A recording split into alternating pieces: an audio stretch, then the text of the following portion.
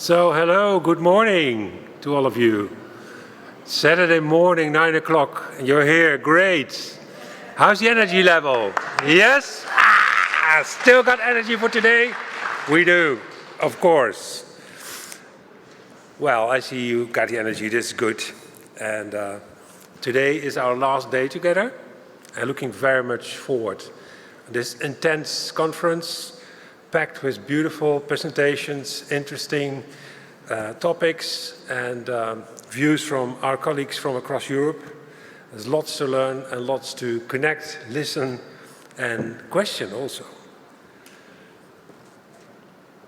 And we're back where we started. We're back with the inner side of us all, with emotions. And tonight will be an emotional night, of course. The awards night we'll all be looking for.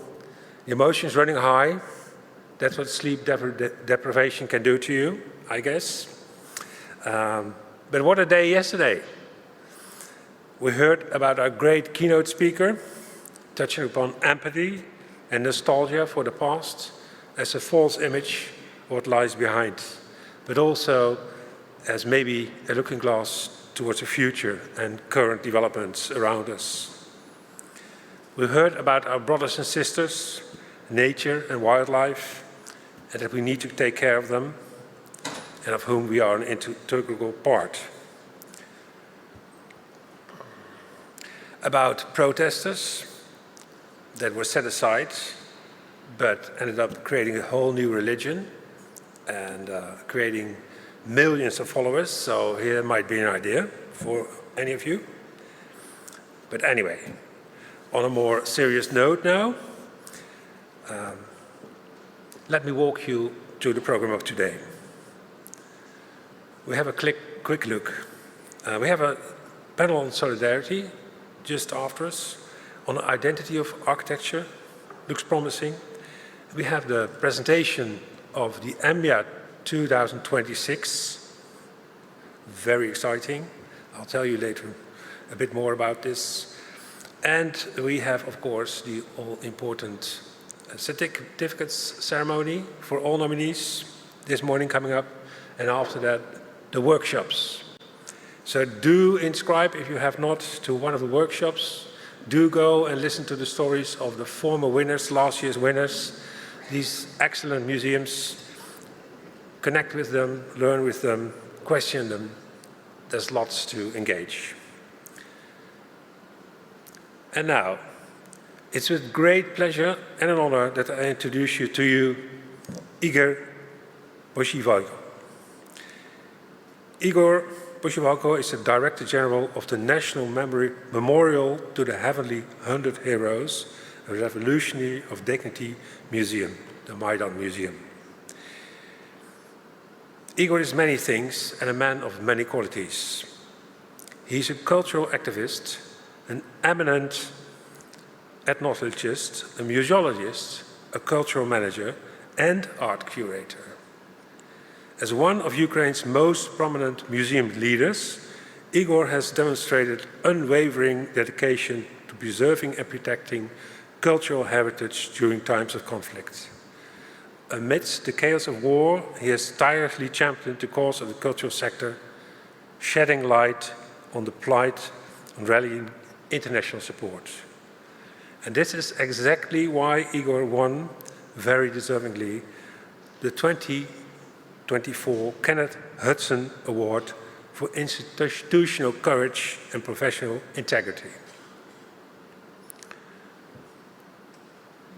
I was also very touched by his story last year about how, on a small scale, his work makes all the difference. He showed us in his film how he and his team rescued small objects from bombarded houses and apartments. A small action under difficult circumstances, but with a very, very big impact to the public. So the personal memories in these objects of all members of Ukrainian society are as important as the national heritage. A great example. Please join me in welcoming Igor Boshivalko.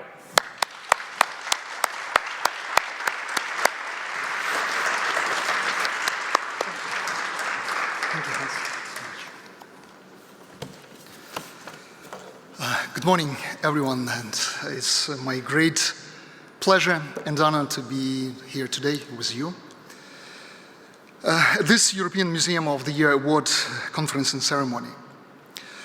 This is not only a moment of recognition, but a collective act of remembrance and solidarity.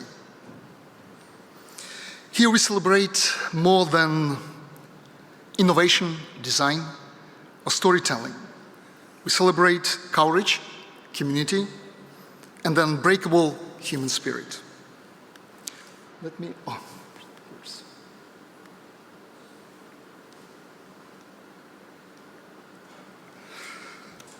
As Kenneth Hudson, the visionary founder of EMYA, once said, museums should be not about today,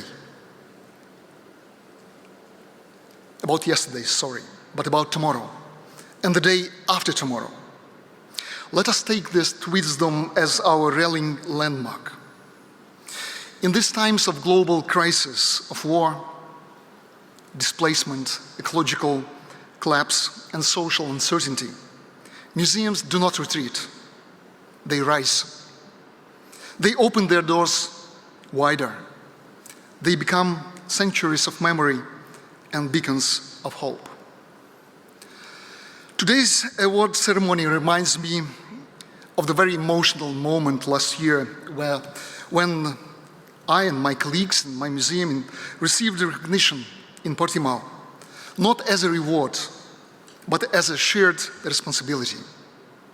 An affirmation that we, too, hold the light for others. In our darkest times, it was not the award itself, but the solidarity and support it symbolized that gave us strength and inspiration not to give up. In times of peace, museums are sanctuaries of memory and education, but in times of crisis, they become fortresses of identity and resilience. When homes are destroyed, when institutions collapse, when families are displaced, what remains? Culture, memory, hope, and collective action. Across Ukraine, Palestine, Syria, Georgia, and other war-torn regions, museums have taken on roles far beyond their traditional remit. They have become shelters for people, for their memories and hopes. They have become shelters, and they also have hidden and protected not only buildings and collections, but communities. Basil Kolarski, director of European Solidarity Center, yesterday in his keynote address brilliantly provided a general political context for European museums defending democracy.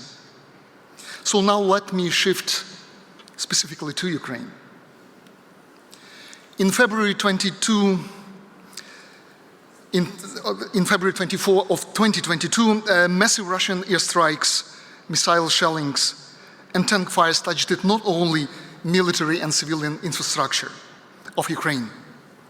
They touched our historical memory, cultural identity, and centuries-old traditions. A few days before the full-scale aggression, the President of Russian Federation cynically declared that Ukraine is an inalienable part of Russia's history, culture, and spiritual space. In response to Putin's speech, Timothy Snyder, he was also mentioned yesterday, a Yale University professor and expert in Ukrainian and Eastern European history, stated, quotation, "He's got it completely wrong, historically." Snyder additionally argued that Putin announced the invasion on the premise that there was no Ukrainian nation, and that the plan was to eliminate the Ukrainian elite and the people physically. For this mission, Russia not only uses history, but also religion and culture as a tool of its imperial policy.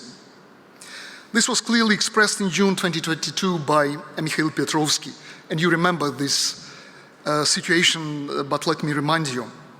Mikhail Petrovsky, director of Hermitage Museum in St. Petersburg and the president of ICOM Russia Committee, and the quotation of Petrovsky. On the one hand, war is blood and murder, but on the other, the self-assertion of the nation. We were all brought up in the imperial tradition, and the empire unites many people, finds some common and important things for everyone. End of quotation. Speaking about the importance of Russian culture in this aggression, the Hermitage Museum director emphasized in his interview with Rossiyskaya Gazeta. You see the quote on the slide. Our recent exhibitions abroad are just a powerful cultural offensive. If you want, a kind of a special operation, which a lot of people don't like. But we are coming, and no one can be allowed to interfere with our offensive. End of quotation.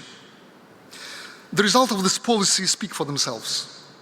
The large-scale war in Ukraine, now in its 39 months, has left behind a devastating cultural trail. And you can see some statistics, it's very conventional, because it's changing every day and we have no access to occupied territories or to frontline zone. So you can see that almost 4,000 cultural institutions damaged or destroyed, including museums, libraries, theaters, archives, cultural centers. Over 700 religious buildings, churches, mosques, synagogues, desecrated and or reduced to rubble. Almost 1,000 museums directly affected, looted, shelled, damaged or closed indefinitely. Over 1.7 million museum artifacts are on the occupied territory now. Almost 500,000 objects were looted by Russian occupiers from the Ukrainian museums. Besides the destruction and looting of historical heritage and religious sites, Russia also represses cultural and religious leaders and individuals through illegal arrests, torture and murder. The deliberate destruction of cultural heritage is not collateral. It's not military necessity. It is strategy. Because without memory, resistance fades. Yet from the ashes emerge stories of astonishing bravery. In Ukraine, local people took paintings from museums on fire. They wrapped precious icons from damaged churches in blankets and kept them in their homes. Curators hid their most precious items in museum basements and are kidnapped and tortured by occupiers. And Melitopol Museum is a good example for these actions. Archivists slept beside collections to guard them. Directors risked and in some cases lost their lives to evacuate heritage under bombardments. Museum activists document the damaged heritage sites and stabilize them under rescue of mines, explosions, and collapse. They were not just preserving the past, they were defending the soul of a nation and charting its future. At the same time, we must admit that museums do not fight wars, but they fight erasure and amnesia of memory. They fight despair and hopelessness. In many contexts, museums try to get rid of political control, of shaping the narratives, and strive for freedom, the issues raised by Kaja Siroka from Slovenia here at EMYA. In crisis, museums provide spaces for reflection, resistance, and resilience. In post-conflict societies, they serve as mediators between memory, trauma, and future, telling stories that foster understanding, empathy, and healing. Museums can be an instrument of peace by telling difficult truths, by listening to many voices, by providing inclusive spaces where contested histories can be explored without violence. As the Deputy Minister of Culture and National Heritage of Poland, Marta Cienkowska argued at the EMYA opening, memory is the most lasting foundation of peace. But museums are not just for visitors. They are for citizens, for children learning who they are, for refugees seeking belonging, for communities needing to rebuild their environments and trust, for nations to recover their ecosystems. Museums' educational and social functions are as essential as their aesthetic and historical ones. Dialogue on the contested history, art therapy, trauma healing education, community activities, traveling, exhibition and programs, these are not fringe activities. They are vital strategies for rebuilding contested and fractured societies. The cultural sector in Ukraine demonstrated extraordinary self-organization in the early days of the invasion. The newly created public and volunteer initiatives strived to protect their collection and premises and help others by coordinating efforts at different levels. Cultural activists in cooperation with local communities and governments turned public spaces into cultural barricades. And I hope you see a lot of photographs on the internet about this. Sheltering monuments and sculptures, facade decorations, and other artistic and historical objects with OSB panel and sandbags. Ukrainian museums, libraries, and archives also responded to the threat by mobilizing their capacities. For example, we prepared an emergency response at the Maidan Museum, where I serve as director. The museum staff created groups to prioritize and pack its collections, which were transported to safer locations with the authorities' approval. We were lucky because we got it in time, unlike many other my colleagues. We did everything ourselves and were severely restricted by resources. But we were highly motivated to protect our heritage, as were our colleagues in hundreds of other cultural institutions across Ukraine. Also, we co-founded the Heritage Emergency Response Initiative, briefly HERI, and the Agency for Cultural Resilience, ACURE, which is one of the legal entity of that public initiative, voluntary initiative. And we launched these initiatives as a response to the war. A wide network of museum, archive, and library partnerships was created and provided its activities in coordination with national and international governments and NGO sectors. And I suggest you, here you can see our mission, our vision, our activities, our functions were clearly defined from the very beginning. And they are mostly the same, they remain the same today. I suggest a brief video mentioned today, maybe not a few, because it showed our first actions in the first year of invasion.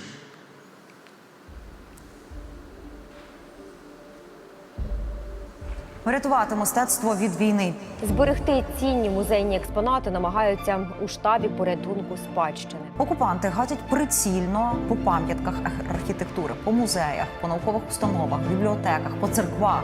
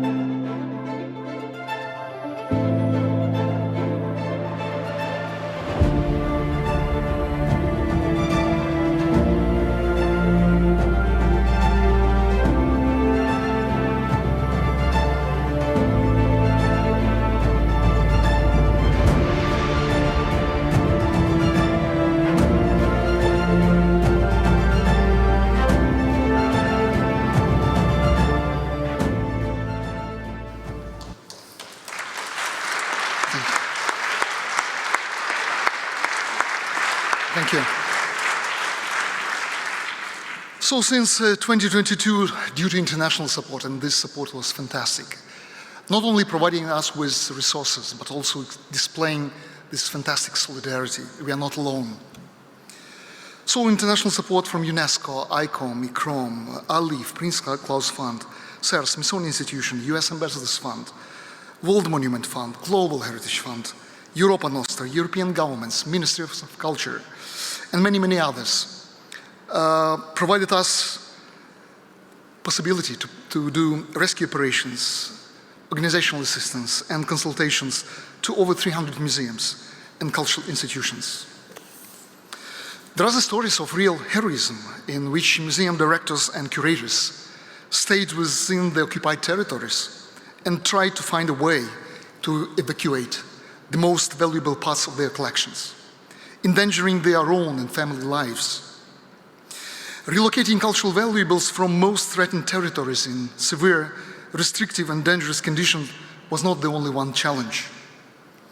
The transferred museum collection required special treatment, especially when faced with electrical blackouts, a shortage of curators and conservators, and the lack of space, staff, funding, and protection equipment.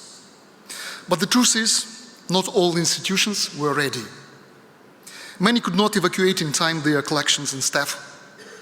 Bureaucracy, lack of coordination and resources, scarcity cost us dearly. Some collections are gone forever. Others are in limbo, hidden but vulnerable, stored in places without light, heat, or security. To prevent this again, we must, among other things, institutionalize cultural emergency preparedness and response by developing, in particular, protocols and capacities for rapid evacuation, international funding for cultural emergency response, real-time inventories and digital backups, crisis training for museum professionals, international partnerships, and what is important, unity. We need a European cultural protection force as committed as our humanitarian ones. And we must talk about justice. Cultural vandalism and looting are not a footnote to war. They are war crimes. They are war crimes. Perpetrators must be identified and taken to justice. Looted heritage must be returned. Just as there is international law to protect civilians, there must be effective mechanisms to protect, restitute, and restore cultural heritage. And even more, as our colleague Taina Maret-Pieska from Sami Museum Sida inspired us, from repatriation to remateriation, with new meanings and future for the decolonized cultural values. What was mentioned a lot during these few days here is that the greatest treasures in any museum are not only the objects or buildings. They are the people who care for them and visitors who admire them. Curators, conservators, interpreters, designers, educators, communicators, guards.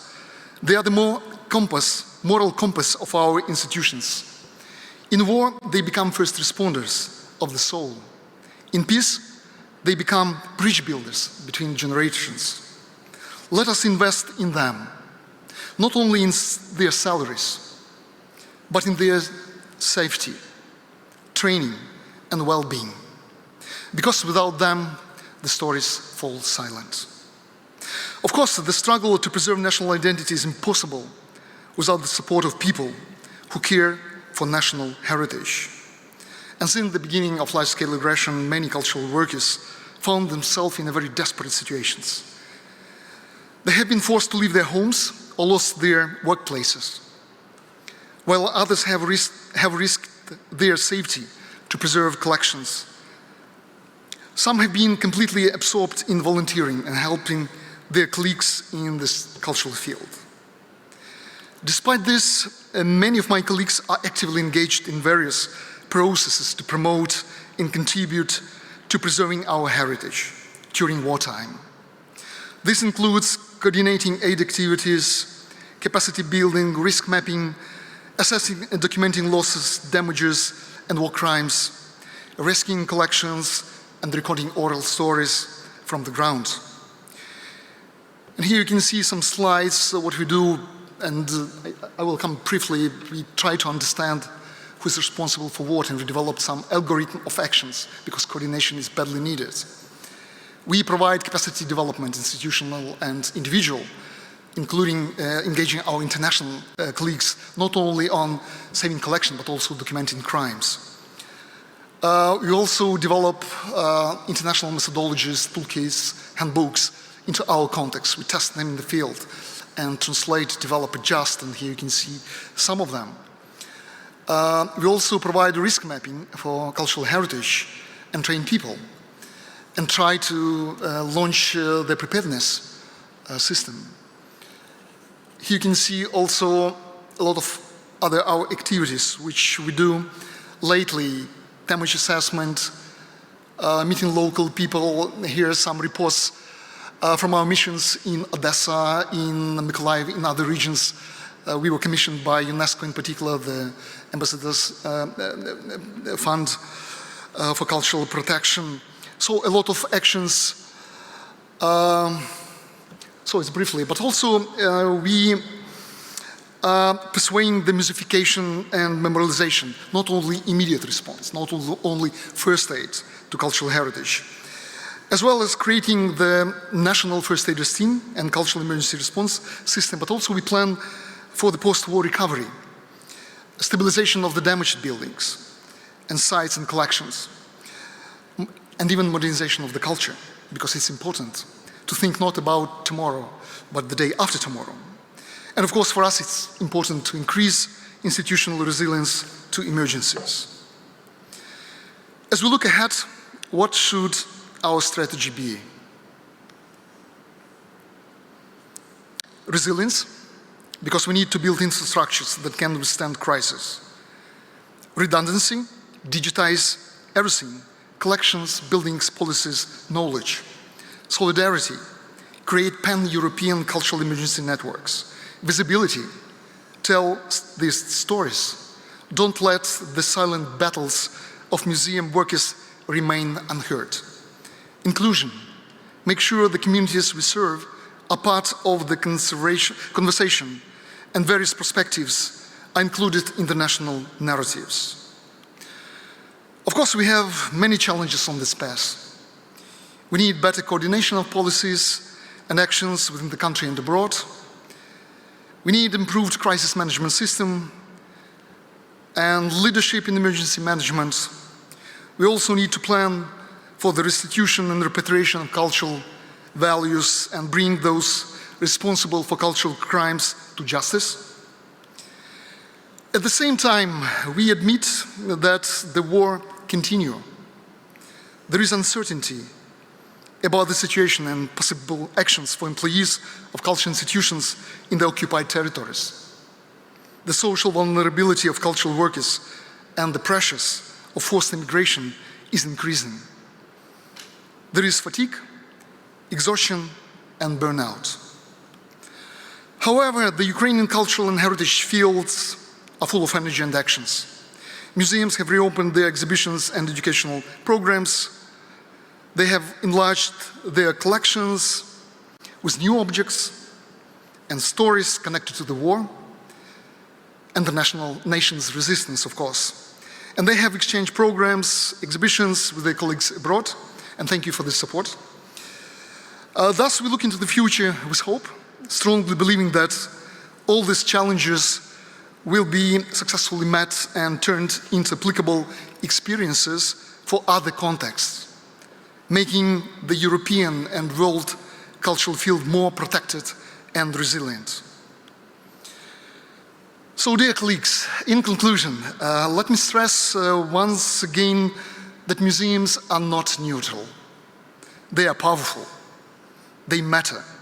They shape how societies remember, resist, recover, and live. Let this impressive and inspiring gathering be more than a conference and an award ceremony. let it be a recommitment to remember, to hope, to act. To the museums standing strong amid war, to the museum workers who risk everything for culture and heritage, to the visitors who come not only to learn, but to participate. Let us be guardians of memory, engines for actions, and beacons of hope. Thank you.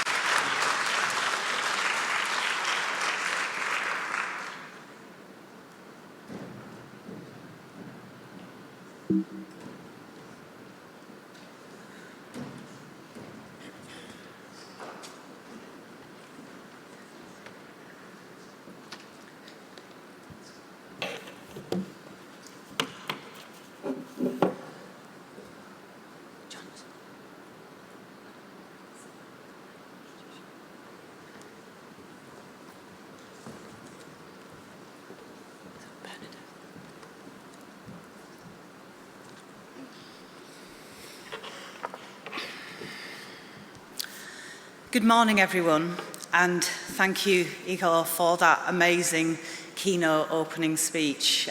We owe you a debt of gratitude and your colleagues for the work that you have done. My name is Sharon Heal.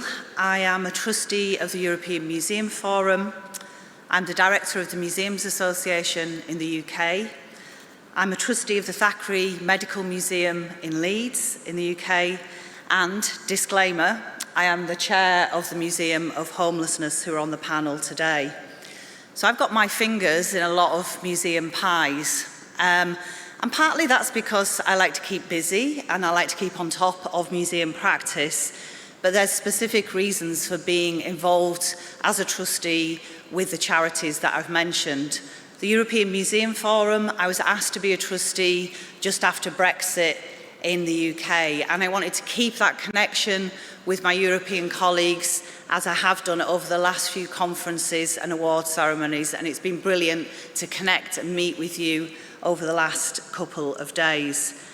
The Thackeray Medical Museum, which is a brilliant museum which won a special commendation at these EMYAs a couple of years ago, is in Leeds, which is my home city, which I have very many connections to still.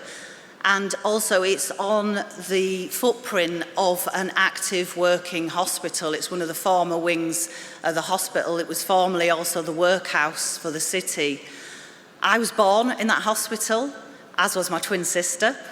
My dad died in that hospital, and I have very many family connections to that hospital and to that museum.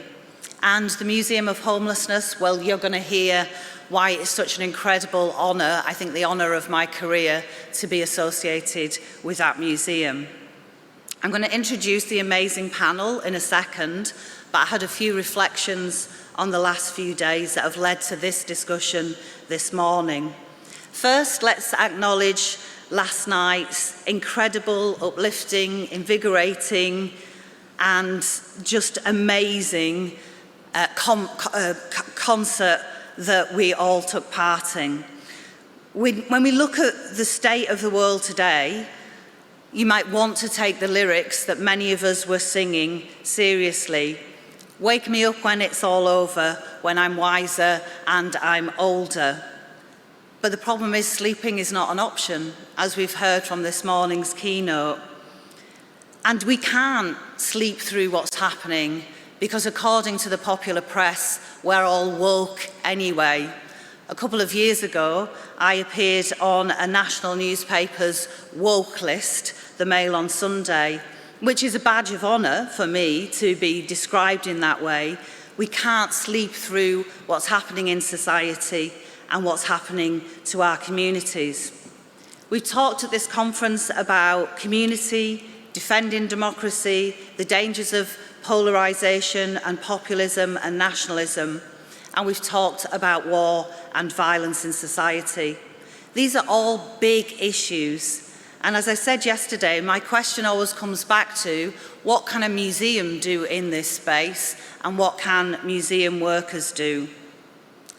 Yesterday we also heard about the museum model needing to change and about collections as living entities. And it made me recall a discussion that we had in the UK a few years ago when we were talking about disposal of items from collections. In some parts of the world, we have the problem of too many things in collections, too much stuff. And in the West, maybe we have too much of other people's stuff.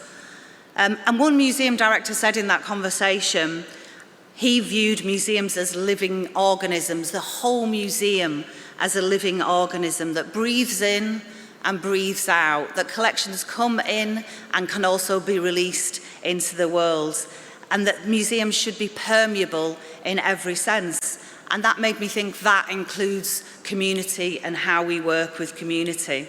So this session is going to explore that. We've seen over the course of this conference that many museums are actively engaging their communities and inviting them into their spaces. But what happens when museums stand in solidarity with their communities and prioritise their needs? So we're going to explore what cutting-edge museum work in this area looks like, and that shift in emphasis from buildings and collections to people and being active with our communities.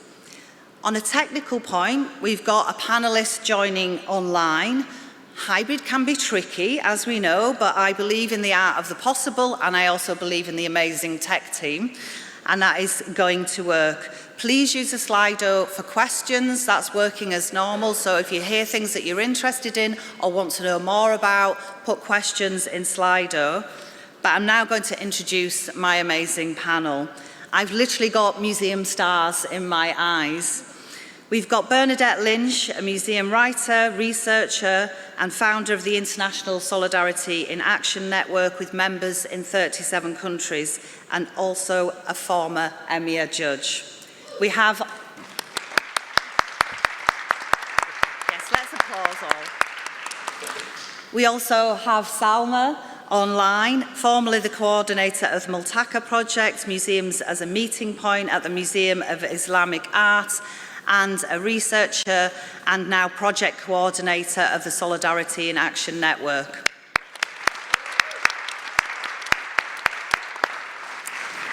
And we have Matt and Jess Turtle, the co-founders of the Museum of Homelessness, the world's first Museum of Homelessness.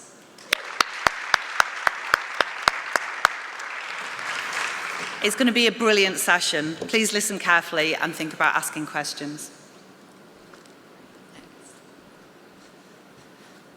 Thanks, Sharon. I'm sorry to have missed some of the conversations over the last few days because I think there are so many dimensions to the word solidarity. And the emphasis that we're making is on relational solidarity. What does it mean when you bring people together? And as my friend Ruben Gastambide Fernandez, who writes a lot about solidarity, he says it's simply an invitation to a conversation.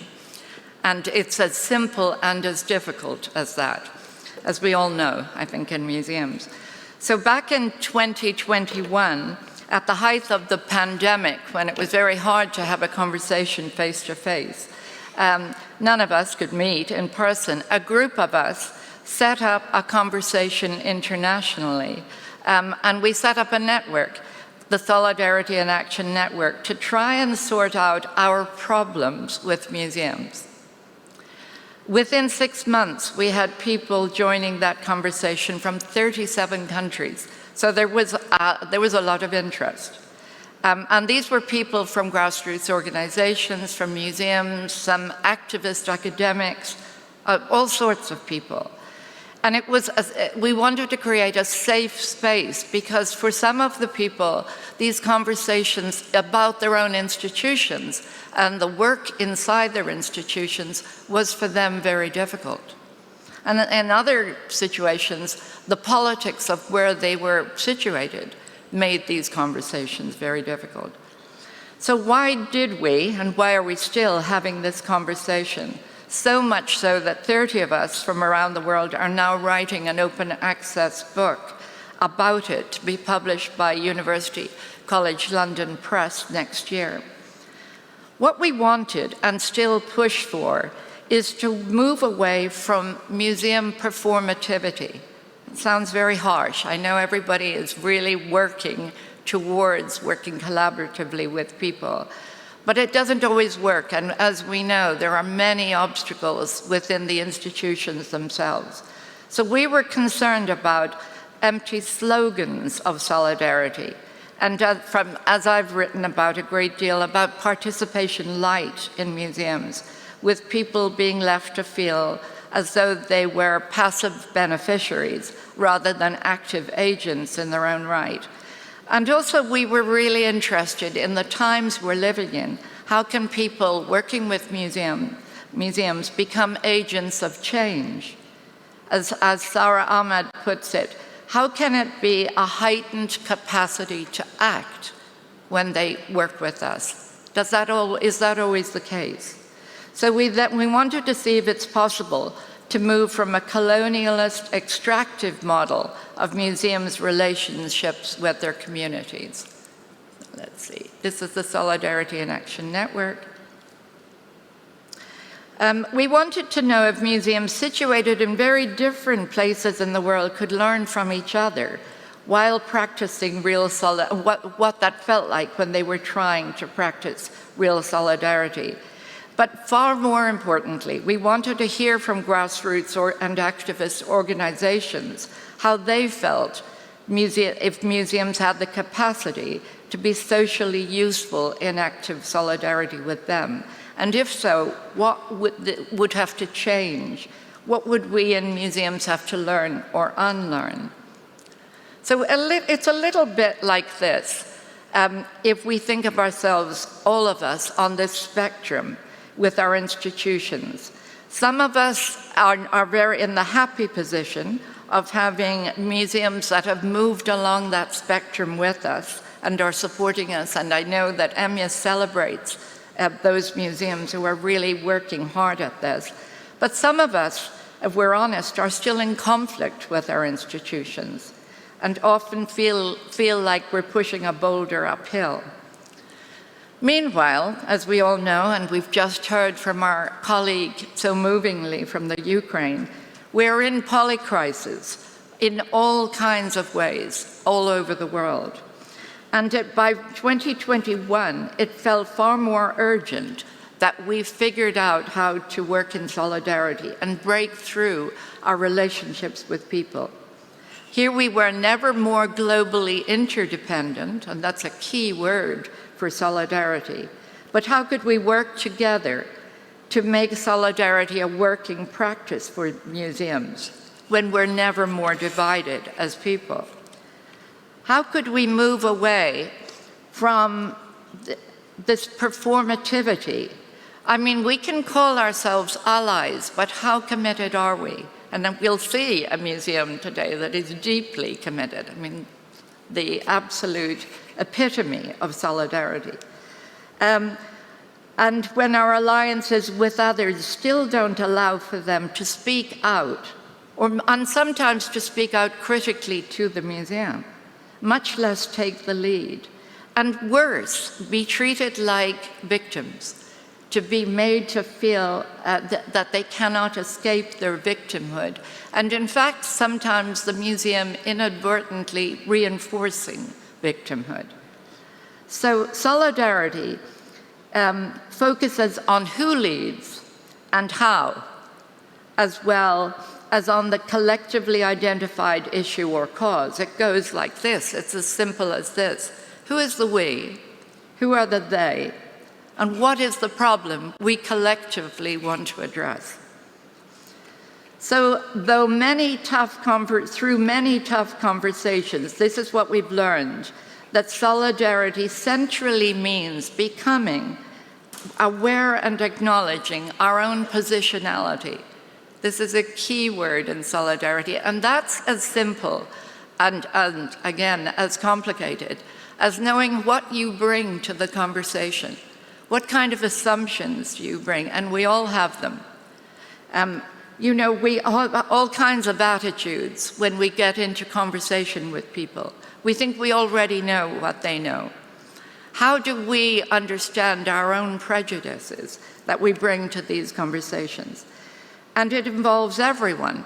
No opting out, no objective observing, facilitating, videotaping, note-taking, no extraction.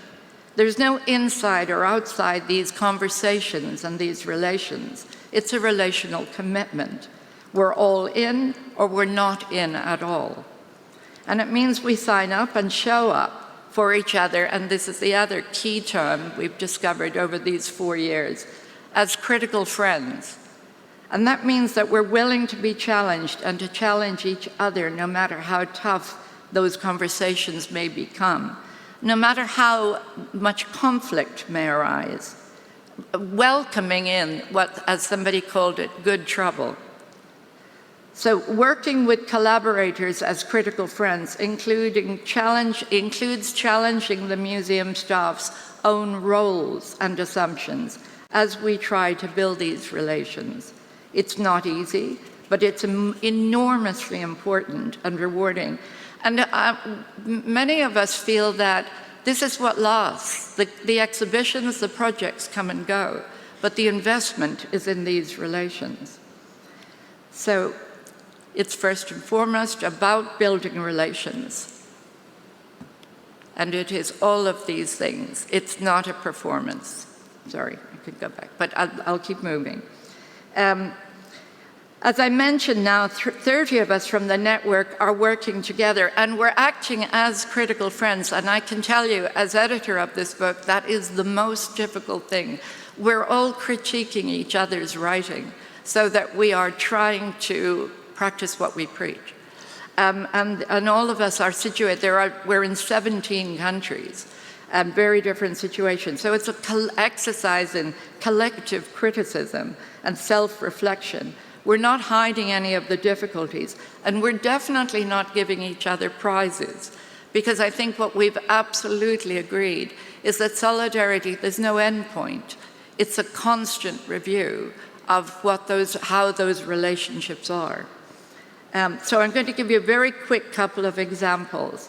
So in South Africa, the challenge for Ditsong, this is a national museum of 8 different institutions, are looking at how they might co-curate now.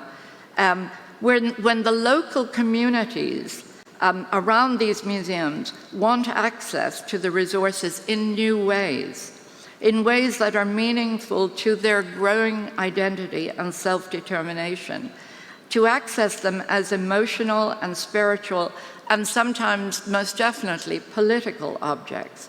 So what role for the classically trained museum staff who are working in institutions that are the colonial model?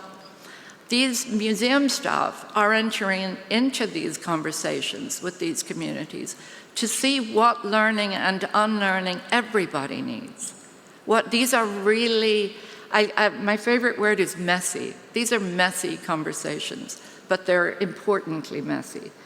In Athens, our colleagues have been working on a large project called Africanism, after the Banaki Museum was accessioned a large and important African collection and wanted to co-produce this vision of Africa with the diaspora African communities in Athens, of which there are many. The collaborators, a community activist, an artist, a politician, a student, a curator, are deeply questioning their own roles and their assumptions, while on the one hand trying to present exhibitions that show the pride in African traditions to non-African Athenians.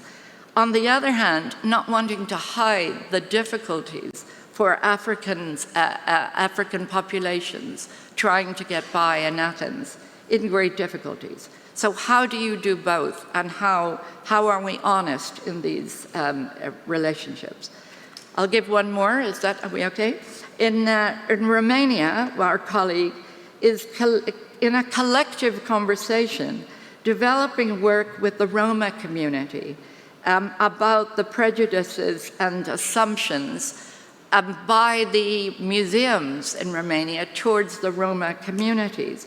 And this is in a country where the Roma community, as you may know, are the most disadvantaged in the nation, and where the national direction has been to promote assimilation rather than developing Roma identity. And so the Roma are now working in this critically reflective attempt at co-authoring with the museums, trying to overcome all of these decades of assumptions on all sides. So we have colleagues in Palestine and Bethlehem, from whom we've learned the Palestinian word sumud, which is resilience, a very useful word in solidarity working. In Canada, working with First Nations. In Denmark, the wonderful Welfare Museum. In New York City, the Met, which seems an unlikely organization to be working in solidarity, attempting to work with young Muslim refugees, how they can tell what their existence is like trying to get by in New York City.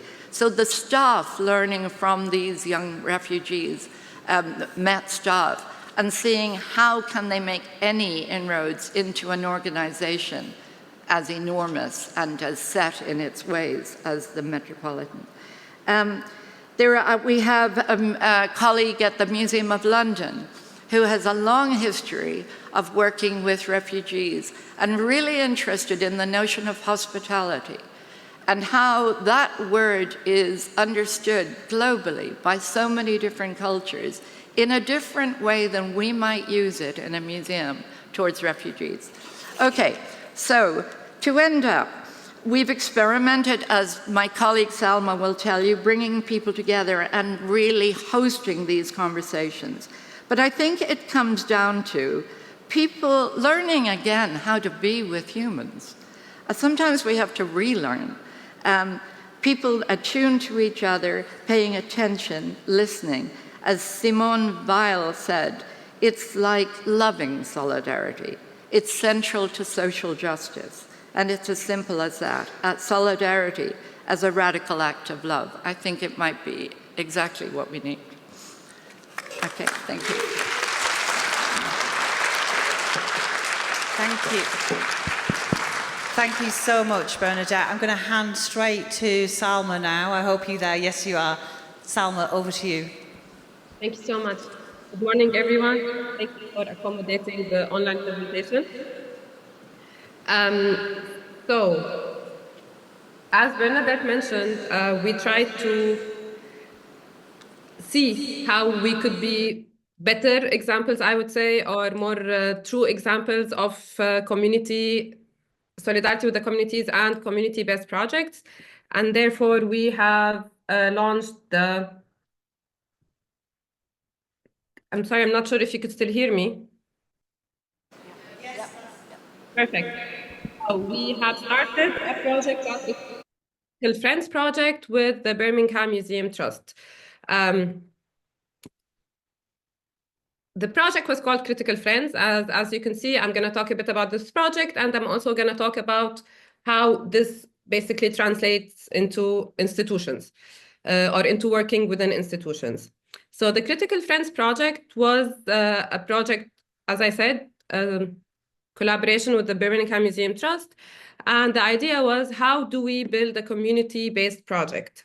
So what we did was we have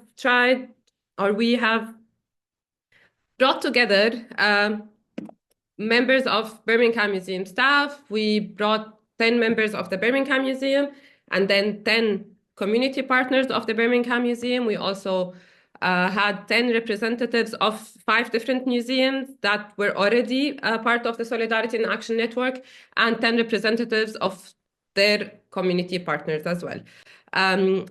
The creation of the project was as democratic as it could be, because we have first sent out a survey to everybody who was involved, and we have asked them what they would like to talk about. Because we have figured out with all the conversations that we were having within the Solidarity in Action Network and each in their own project and their own work, that it's always better to ask the community what they want, what they need to talk about, instead of assuming or instead of already presenting a form in which they could work or talk about. So we sent a survey, and out of the survey, we got 5 important themes to talk about. And therefore, we have, let's say, split the groups, the 40 participants, into 5 different groups that have had 5 sessions, 5 2-hour sessions over 3 months. We had participants from the UK, from Greece, from South Africa, Denmark, Germany, and Poland. This applies to both the staff members and to their community partners. We had an average of 30 participants per session, and the community partners were compensated financially just as the museum staff members were paid for their time. That was also very important for us in the sake of not being extractive. The 5 main questions that I've mentioned basically translated into these 5 groups, which was museums and internal change, good institutions to real collaboration, museums and communities, decolonizing thinking, and solidarity with the marginalized. And you can see that we have also put marginalized into quotations because we understand that many of the terminology that is being used in the museums nowadays sometimes could be problematic. We might think of other alternatives, and also it might be stigmatizing at some points, as Bernadette also mentioned. It might cause, let's say, people being stuck in a victimhood, let's say, drawer. What would be most important to this particular panel would be museums and communities. Even though I have to say that museums and internal change, the second part of the word was how to move from good intentions to real collaborations. How to be useful for communities. So in all 3, let's say the first 3 topics were definitely about communities, but I'm going to focus on the topic that was museums and communities. In all 5 topics, we had a thematic flow. So basically, we tried to establish trust with the people that we have been working with, or that we worked with. We didn't want to do anything abrupt. We wanted to build true connections and trust with these people before we actually talk about issues that might be highly sensitive. As Bernadette also mentioned, positionality was a very important word and concept, because I understand as a migrant working in a German institution with the Multaqa project about integrating migrant communities, the positionality could play a very important role in how you perceive the conversations and what kind of emotional burden you have while participating in these conversations. Because sometimes you will have to expose a lot of, let's say, personal, emotional experiences that you've went through, how the institution's, let's say, attitude affects us as people, not only as workers, not as a community, as a group, because a community as a group is also something that does not exist. There are individuals. So this is why we try to basically start off a bit like on a shallow stance and then go further and deeper into these conversations. So we had like introductions, and then how does this affect me? And then we went more critical and critical. As I mentioned, I would like to focus on like museums and communities.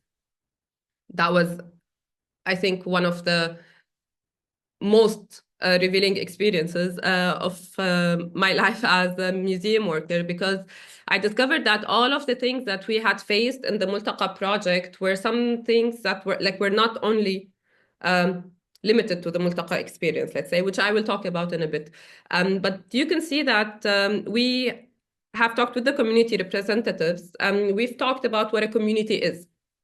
And as you can see, you have these stick notes, which basically were our way of working. We used Jamboards to make it as participatory as possible. People were just using the Jamboards to communicate what they were thinking about in response to these questions. How can we work together to be useful to communities, to local or social change? How could collaborations work towards more purposeful series? As you can see the questions. What was most important, everybody talked about the problematics of the word community. What is a community? Who is a community? And what does it mean to belong to a community?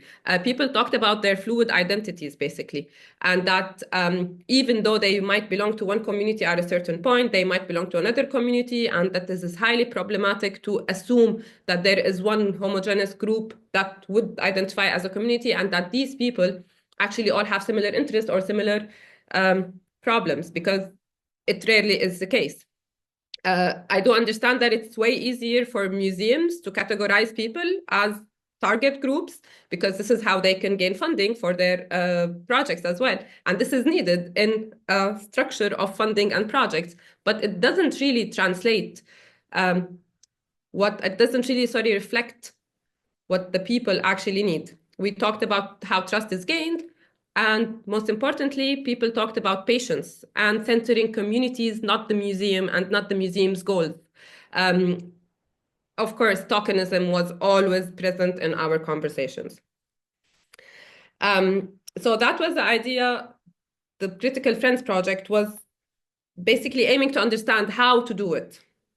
I would now like to talk about the Multaqa project as an example of a very successful project that gained a lot of international interest and was implemented in many European institutions and was created also, of course, that resulted in the Multaqa International Network. But I would like to have a critical view on the Multaqa project. And I would say beyond good intentions, what really happened, what was achieved. As I've talked about before, there was a lot of issues that was brought up by the communities when it comes to trust, not being a token, real change, basically. We also talked about power sharing. The Multaqa project is a perfect example how good intentions are not enough in the current structure of institutions. The Multaqa project, I'm just going to give a very short, let's say, review. It's a project that started in 2015 as many asylum seekers arrived to Europe, especially to Germany. And many of those, the majority of those were basically from Syria and Iraq, especially from Syria. And the idea was, initiated by the Museum of Islamic Art, was how to engage the community instead of doing something for the community, which was a great idea at that time, of course.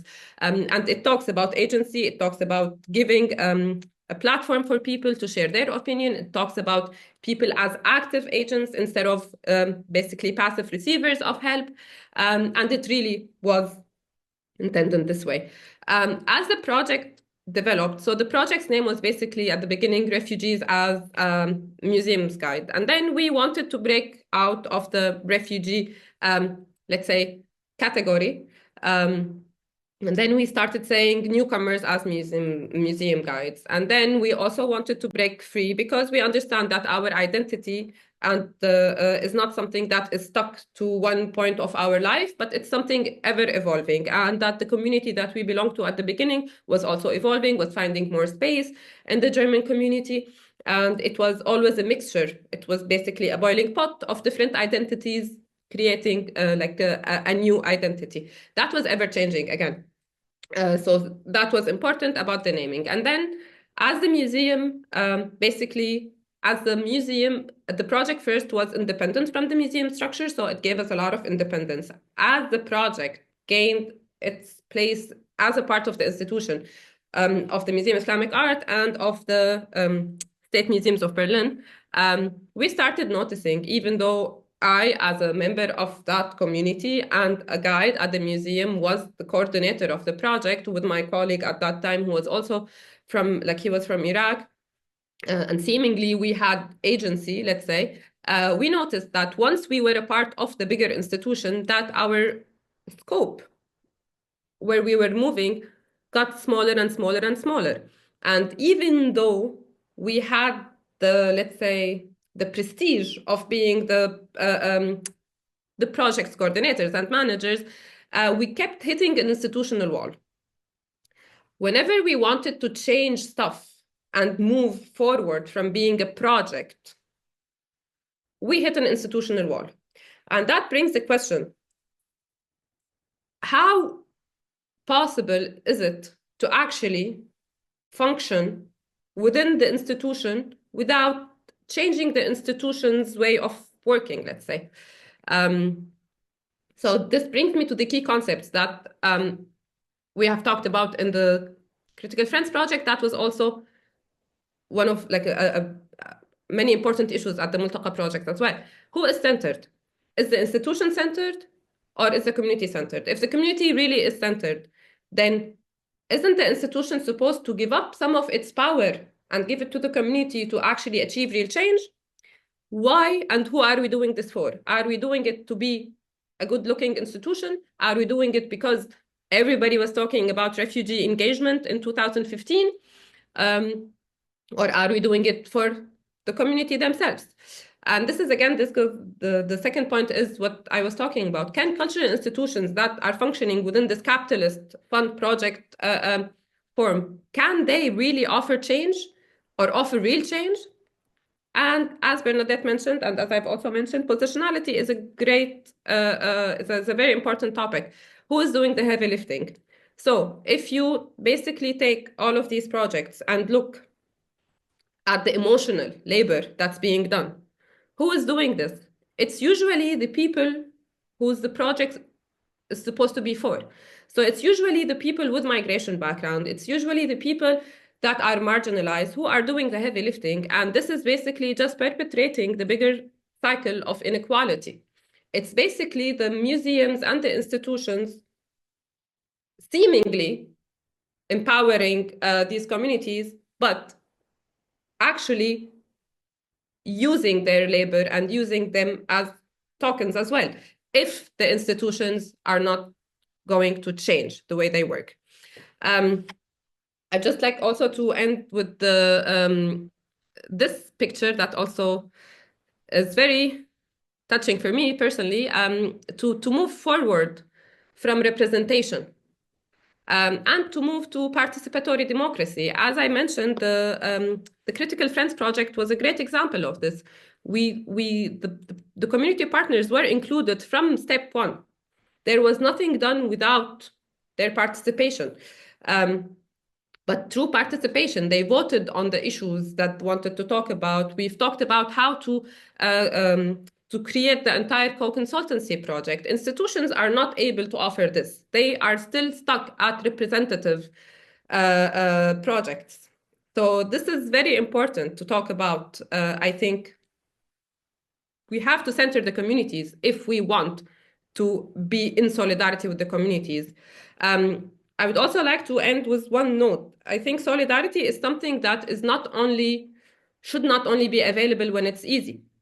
A lot of the communities that the museums, for example, of Islamic art or of the ancient Near East, a lot of European, not only German institutions, a lot of European institutions have made 1,000 projects that were aimed at refugees and asylum seekers coming from the Middle East.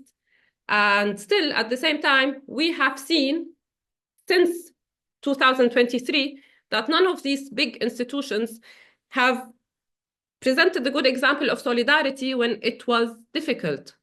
And I would like to mention right now that these institutions, whether they were in Germany or in Britain, for example, that do have a lot of objects from the Middle East, have unfortunately stayed silent when solidarity with Palestine was in question. They've also stayed silent when the democracy and in their countries was also under attack during the last 2 years. So I just want to say that solidarity isn't something that is only there or should only be there when it's easy and when it's convenient. If we want to be in solidarity with communities, then we have to do it for the communities, not for our own image, and we have to do it when it's hard as well. Thank you. That was my presentation. I hope it wasn't too long. Fantastic. Thank you so much, Salma.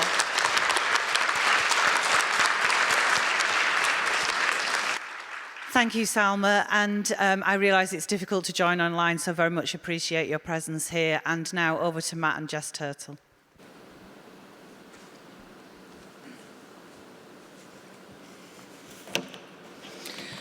Hi, Thank you for having us, EMYA. It's a real honour to be here and to share our work with you today.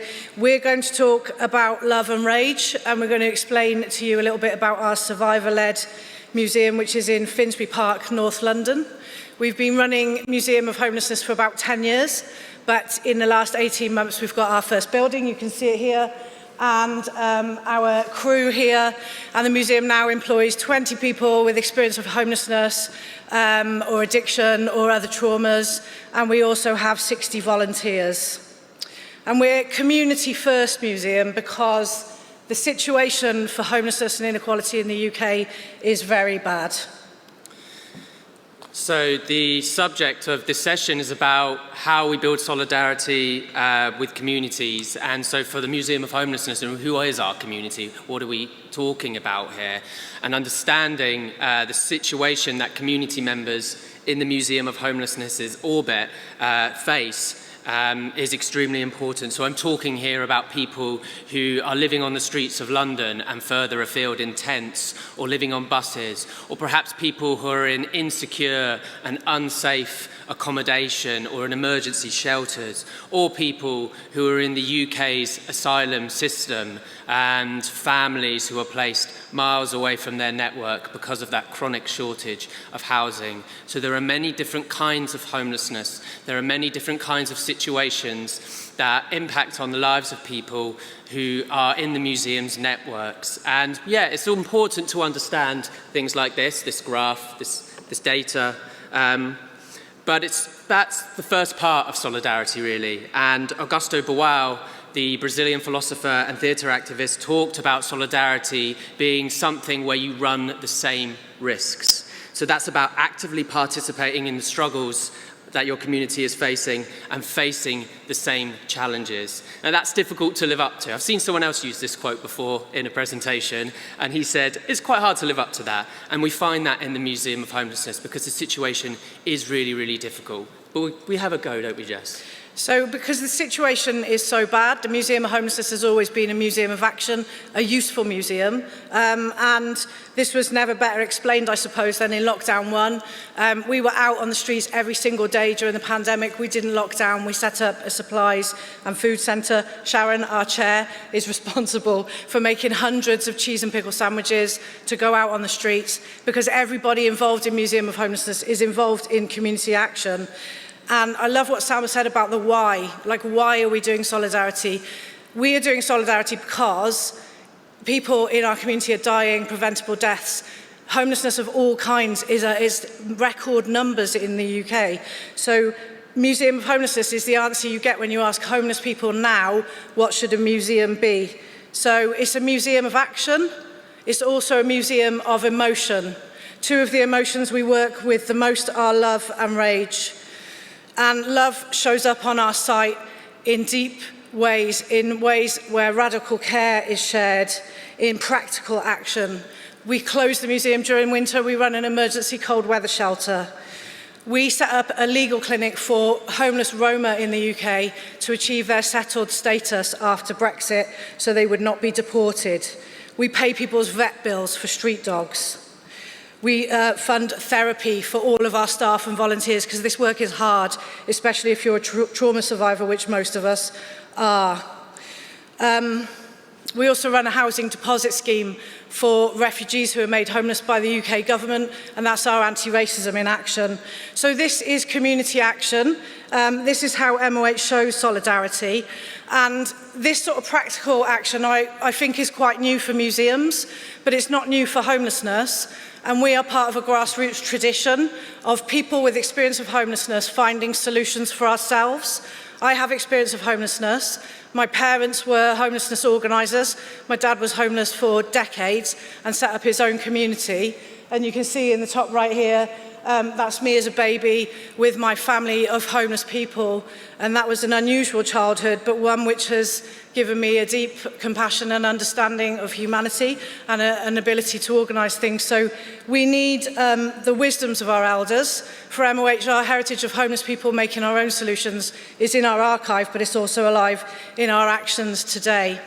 And we need to draw on that wisdom, because of the challenges, some of which have been talked about here at EMYA, because those things affect marginalised communities first and foremost.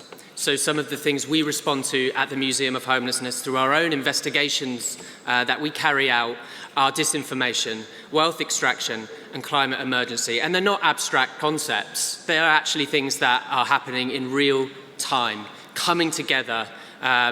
In this example, we see that so clearly. Billionaires pumping out disinformation to sidestep the climate emergency and criminalise a population.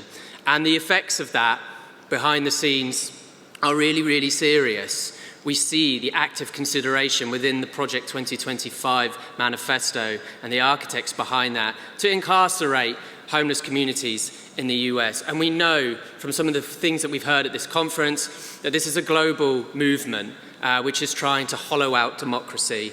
So it's something that's very serious and difficult to talk about, but something that we as the Museum of Homelessness must focus on.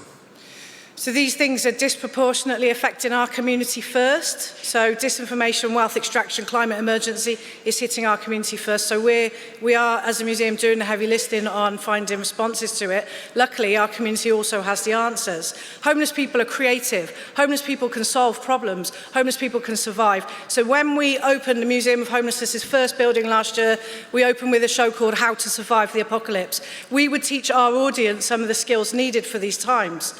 And the community, you can see here, we designed the exhibition together from top to bottom.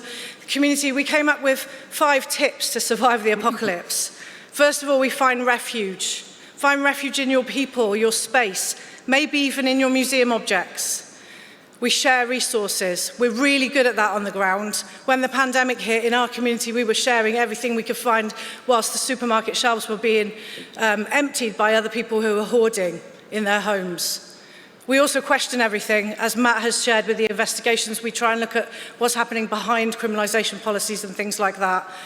We believe it's possible to build community power away from government and heal together, and that's what we do on our site.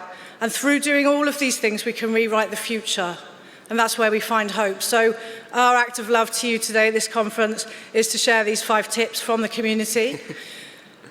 Because one of our mottos and one of the artworks in our building is that our solidarity is our most potent weapon. And that's something that we live by. And that's something that we translate in different ways within the Museum of Homelessness. Now, Jess already talked a bit about the investigation work we do. And we do work on climate emergency. We do work to record the numbers of people who die whilst homeless in the UK. We've done that project for many years. We send out hundreds of freedom of information requests. We're in touch with bereaved families, and we take space, public space. This is us outside of 10 Downing Street in Westminster, reading the names of the people that we have lost in our community, and we do that every year. Sometimes love means making space for grief, and because we're losing so many people, we've become inadvertent experts in grief and death and making those spaces for the community. And there's rage to this as well.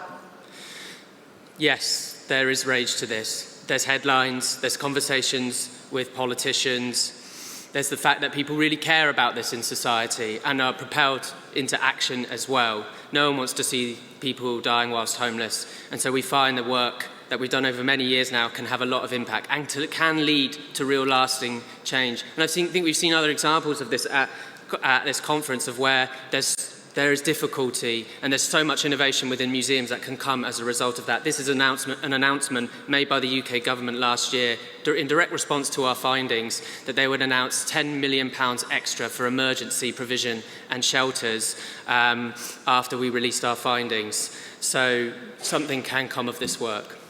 So we would say that a mix of love and rage is how we fight back. It's not only how we survive, but it's how we transcend as well. And when you have the opportunity and a privilege to make a museum with and for the community from the start, interesting things happen. So there's no division in our museum between the museum and the community. The museum becomes a safe haven. You can see here in the top left, the museum's collection space becomes a quiet place for someone to read. The museum's garden becomes a huge party on Christmas Day where we feed 65 people. The museum becomes a problem for government. The museum becomes a place where everyone is loved no matter who they are, and loved for exactly who they are. And this solidarity work is not separate to our collections work, it's not separate to our public engagement. Our collections work is so important to us, and people who are involved with the museum are building the collection, are giving the objects, are giving the stories, are welcoming the visitors, and giving a visitor experience that we don't believe you can have anywhere else in the world. So the solidarity feeds the museum in so many ways, as well as taking care of the community. And we say when the museum looks after the community looks after the museum.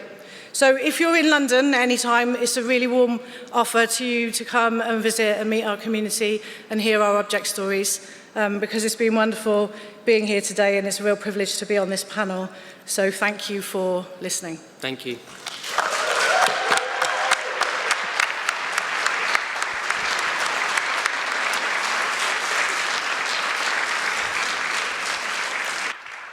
Wow, wow. I think you can see why I said at the beginning I've got museum stars in my eyes, because all 4 speakers have been absolutely fantastic. I think, you know, a lot of food for thought there, a real chance for reflection on our own practice and to think about how we might tackle some of the issues that have been raised. There's some questions coming through on Slido and comments, but I'm going to start with a question to all of the panelists.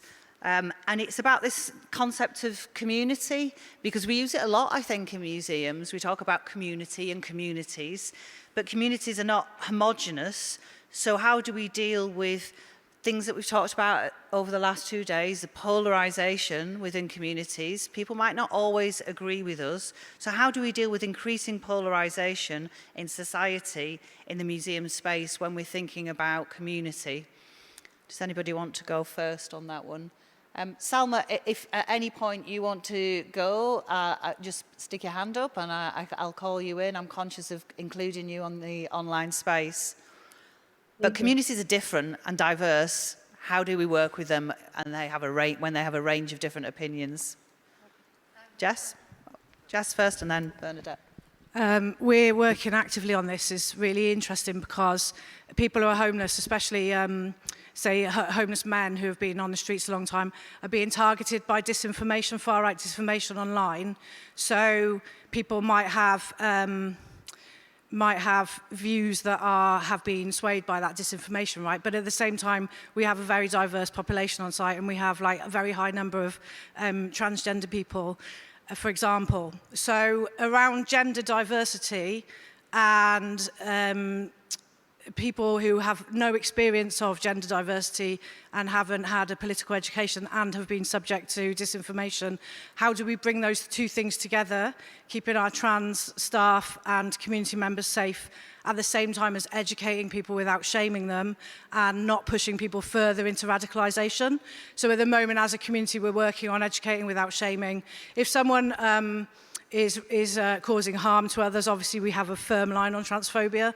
But if someone simply doesn't understand or might use the wrong language, we're working out ways together to support that person to be more educated and create genuine social connections on site where people can properly understand each other. Brilliant, thank you. Bernadette? Does this thing work? Yeah? Oh, yeah. I mean, I always think of it in terms of neighborhoods. It's like Sesame Street, who are the people in my neighborhood? And I think Birmingham Museum's model recently is a really interesting one to do the citizens' jury. So basically figuring out, okay, we're sorting out this museum practically from scratch.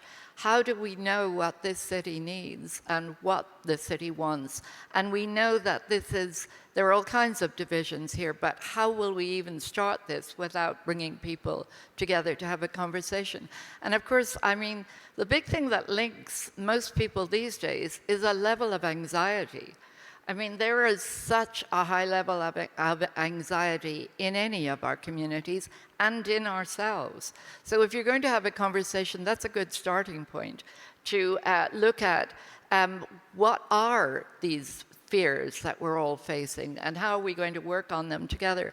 I mean, the thing we're not doing that museums used to do was to target communities, separate communities, get them more separated than they ever were by us putting them in labeled groups and you know, tunneling down, making that even worse. So, I mean, the idea of how we relate to the people with whom we live, that we are part of, seems a little more straightforward than that. Sorry. Thanks, Bernadette. And Salma, if I can come to you on this one, because I was really struck by what you said about breaking away from labels, and that to me seemed to speak to this idea that communities are not homogenous and shouldn't be labelled, certainly by the community, in that way. It does. Thank you so much. I just want to say that it's always a process as well. And what might work at a certain point might not work 2 years later, because as I mentioned, I think people's identities are always changing and are always, let's say, being affected by different, let's say, inputs of their lives and their hosting community, I would say. What I would say to this as well is, this answer might not be very pleasing, but I think this is something that we might not get right completely. And I think it's totally okay. What I would say is, I think institutions should be flexible and honest. So they should be honest enough to say that what their offer is not something that's going to change the life of the entire community, and it's not something that's going to be applicable to the entire. Let me just take the Syrian diaspora in Berlin as an example. I don't think that any institution will be able, not any offer, will be able to address the needs of everybody who says that they belong to this diaspora community in Berlin. So I think honesty is something that is very important. To not promise more than institutions could offer is one thing. And the other thing is flexibility. To move, of course, I understand that this is very challenging for bureaucratic institutions, but if institutions are flexible enough, then they could at least overcome and adapt to the ever-changing needs of the communities. If they offer one, let's say, program, and then they say, oh no, the needs are changing, then their offer should change accordingly. And I think this is missing, this openness. Okay, I'm not going to do it right, so I might as well be honest about it and try to adapt while I go. Thank you, Salma. I think being prepared to fail and being flexible are very valuable lessons for us. I wanted to move on to a question about how we ethically work with communities in a non-extractive way, because I'm really keen that the audience get some kind of solid take-homes from this session. I think we've already got some, and I will recap at the end. But does anybody want to talk about the ethics of this work? I could say a couple of quick things. I think it's really important to acknowledge that discomfort and difficulty that comes with this work. So we all in museums work in very process-driven ways, I think. And by that I mean, you know, we're having meetings, we're writing emails, we're in a series of processes, and it's very task-orientated. But doing the work of kind of repair that's necessary to bring communities together and bringing lots of different opinions and relinquishing control is uncomfortable and needs space. So it's about more relational ways of working, giving emotion space, and trying to get away a little bit from those more typical top-down ways of working. And the way we do that in the Museum of Homelessness is through something called reflective practice, where we get together and we talk, through the therapy budgets that Jess mentioned that is there for people. It's about cherishing the well-being of all involved. And we actually have, I think we've gone a step further. Everyone in the museum is paid the same. So we have a flat pay policy within the Museum of Homelessness. Well, now it's not necessarily something every museum can implement. But it is something, as a museum, we've been set up from scratch. We have the ability to do that. And that was designed by the community. So it's about taking those things to heart. Thanks, Matt. Bernadette? I was just thinking again with some of our colleagues, the kind of good, difficult practice and some that is having a more positive element. I mean, we have a colleague in Italy who has spent her entire career working with stories, and that's just something we in museums, you can say, do a lot of extractive business around people's stories. And her entire role has been as a consultant facilitator, bridging the gap between major institutions and different groups and communities, telling their stories, until she had a bit of a crisis of figuring out what is her role here. What exactly is she doing in relation to these stories? And what, because, you know, there is this whole thing, people are giving them away, they're edited out, they're used in some, they're represented in exhibitions.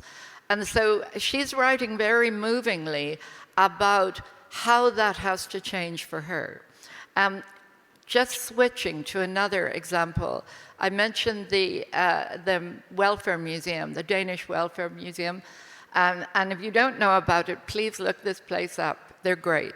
They've been working with people in the care system in Denmark who have been historically in care or currently in care, or and also with homeless.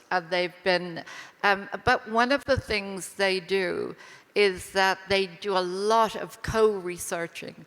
They co-research and I think it's an excellent technique. That, you know, if you're going to talk about people talking about their experience, they co-research the history of this with the museum to draw their own comparisons between their current experience and the experience of working within any kind of system, government system, where they're on the receiving end in the past. And then creating whatever it is how that's expressed in exhibitions, co-creating it, but even more powerfully, then being part of training for social workers and others who are coming in to work in the care system. So it completes the circle. It's a very nice example, and in terms of people's capability building, I can't think of much better in terms of a museum. Thank you, Bernadette, and thank you for the concrete examples. Salma, did you want to come in on that question of ethics and how we work with communities and what ethical practice looks like? Yes, I'm just going to try to keep it short a bit. I think the most important thing for me is to have some kind of reciprocity. I think museums and institutions and anybody who claims to be in solidarity with a certain community should be able to, let's say, pay the price for it sometimes. And I think this is where it becomes less extractive. And as I mentioned, for example, like lately, museums have not expressed any type of solidarity or have not hosted any event that might be related to the Palestinian solidarity movement, just because they know that at the end this might backlash because of the global situation that we're facing right now. And I think if museums were capable to pay a certain price for the communities that they claim to be in solidarity with, then that might seem less extractive and more ethical, because there is some kind of reciprocity in that. So yeah, this is, I think, very important. Thank you.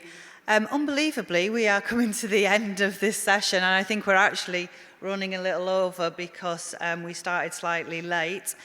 This conversation could go on for a long time. If there are questions on Slido that haven't been answered, please do feel free to come and speak to Matt, Jess and Bernadette, and we can pass questions on to Salma as well.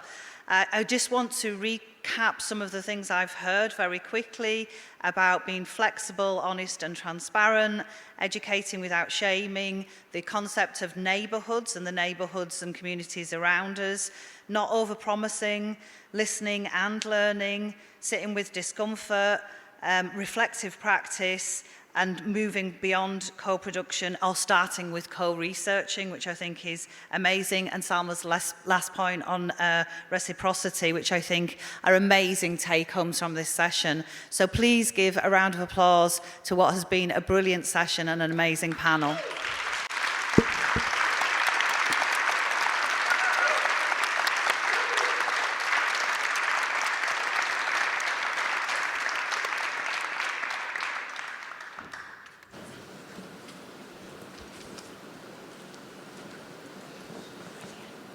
Hello everybody. How are you? I heard that there was a wild party yesterday. We're looking forward for that. Shut up. We sorry. don't mention that. We don't mention that. EMYA Vision, something like this? Okay. That's after the awards. No, so let's not go that way. Well, we'll be having now the coffee break. I just want to alert you that we still have room in some of the workshops. It's a great opportunity that after these brilliant lunches that our host prepares to add more inputs to take to your museums. And unfortunately, we had also a great suggestion, but then would be supporting Jagiellonia Białystok for third place, but they are playing at the same time as the gala, so come to the gala.